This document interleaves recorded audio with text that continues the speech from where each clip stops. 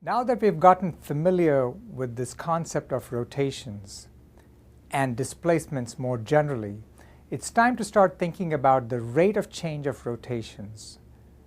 And that leads us to the concept of an angular velocity vector.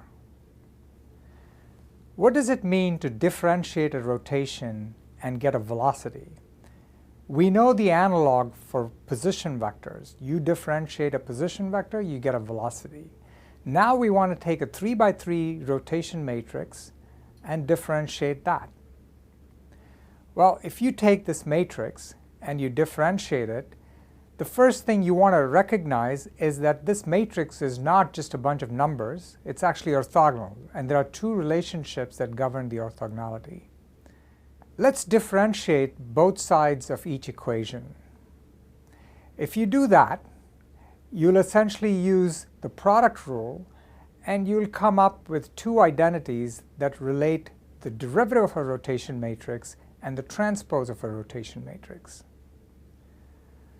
And this will tell you that R transpose R dot, where R dot is a derivative of R, and R dot R transpose are both skew symmetric.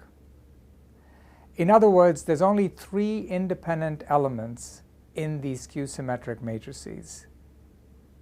So rather than think in terms of the derivative of a rotation matrix, we will think in terms of the derivative pre-multiplied by R transpose or post-multiplied by R transpose.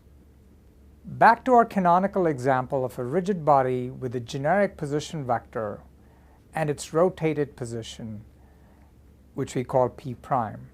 Once again, we'll make sure that the origins are the same, and we'll consider the displacement from P to P prime.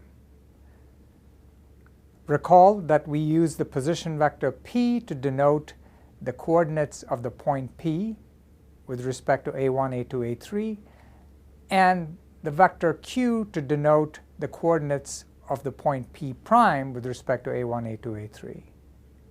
I want us to remember now that the vector P is a 3x1 vector that consists of coordinates of P in a body fixed frame. Now, if the rigid body is rigid and stays rigid, this vector P does not change. The only thing that changes as the rigid body rotates is the vector Q. As the rigid body rotates, the rotation matrix changes as a function of time, and the vector Q changes as a function of time, but the vector P stays constant. So let's take this equation and differentiate this.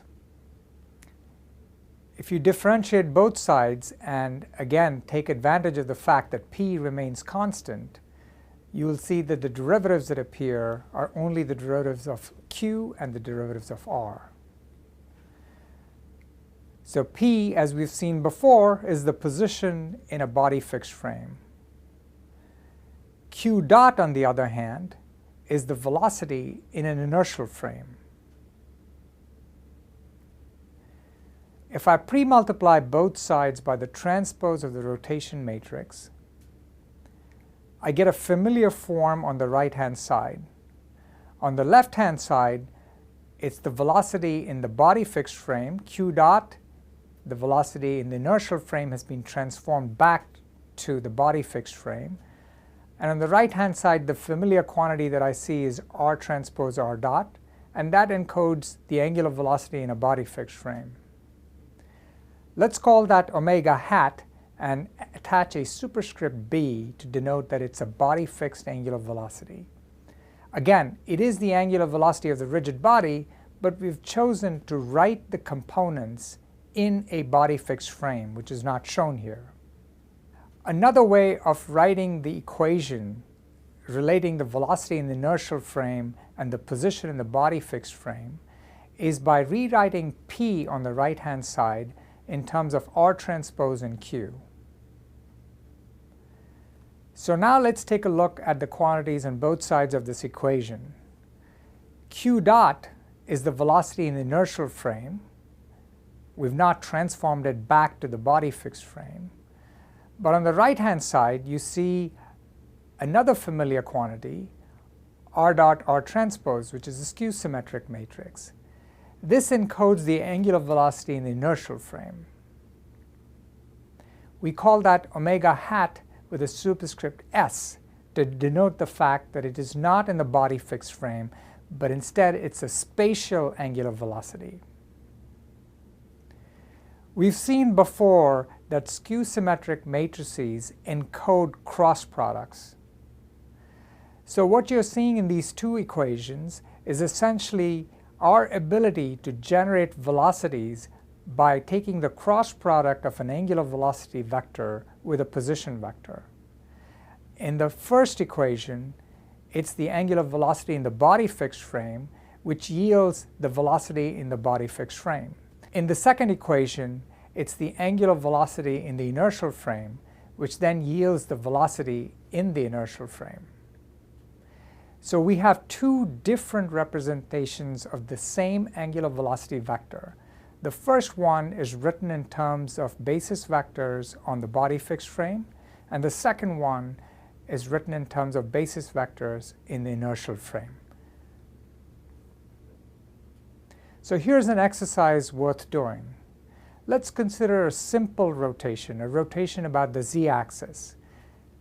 This is easy to visualize, and it's also easy to write down. Let's take the transpose of this, and then let's differentiate r with respect to time. So r dot will only depend on the derivative of theta.